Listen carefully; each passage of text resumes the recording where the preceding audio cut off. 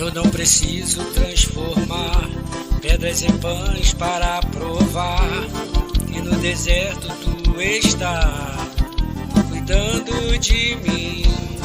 No lugar alto não vou me lançar só para demonstrar o seu poder. Eu não preciso ver fenômenos para crer em ti.